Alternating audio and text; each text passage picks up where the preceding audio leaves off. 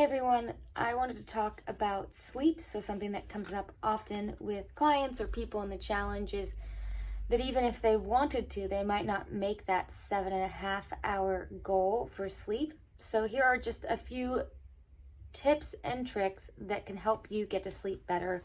Number one, try to keep your sleep schedule on an actual schedule. So go to bed at the same time every night and wake up at the same time, or at least within the same range. That really helps your body be able to stick to a schedule to know when to produce the hormones like melatonin that trigger your sleep response on a set time each day, as opposed to never really having a schedule and not knowing when that needs to be released to allow you to sleep. Number two, try to avoid drinking any caffeine after 12 or noon so that you give yourself time for your body to process that caffeine and make sure it's not something that's going to interrupt your sleep or keep you awake later. Number three, do try to get some daily movement. So sometimes the body just has a lot of stress hormones and it needs to get those out just through some walking, some mindfulness, something like that. That can be more intense movement as well, but I think any movement will help to just set your body so it can know when it was stressed to when it was relaxed.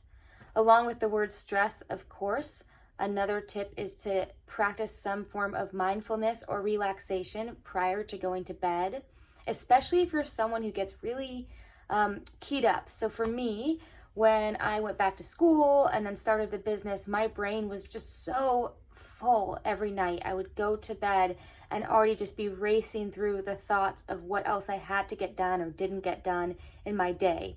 To deal with that, I took an active process of trying to get what was in my brain out, either through writing or meditation. And most recently, I've actually really taken up tapping, which is a form that's kind of a physical action that helps to calm the nervous system. And so if my brain feels like it's still going a mile a minute, I just take a moment to tap for 5 to 10 minutes, relax the body, and then lay down in bed. There's nothing worse than that feeling of going, you make the time to have that bedtime and you honor it, and then you go to lay down and you can just feel your body is tense and it isn't relaxing into that process. And when I feel that, I know, all right, I need to do something now, rather than just think that if I lay down for longer, I'll fall asleep. Let's see.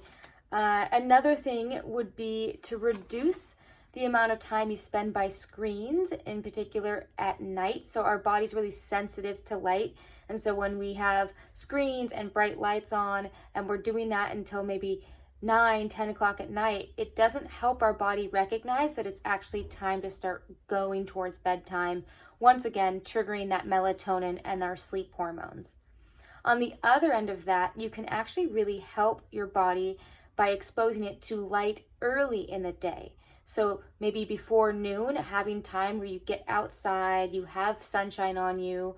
Of course, I'm from California, so in my head, there's always sunshine outside. But even a dreary, cloudy day will still have natural light and still help trigger your body to know that this is the morning time, and that sets that biological clock or your circadian rhythm to what you want it to be. And that's a great tool actually for travel, which is what I've just finished doing. And so I've been making sure that I spend time by the windows and get light going towards me early in the day to help myself then know when to fall asleep later as I let it get darker in the evening.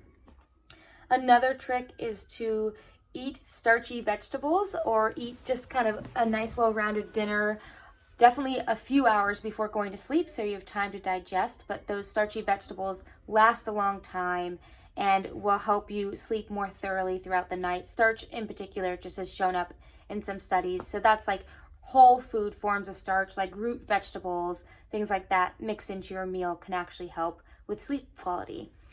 And I think that's enough for now. Hopefully some of those, any one of them, might make a difference with your sleep in the next week.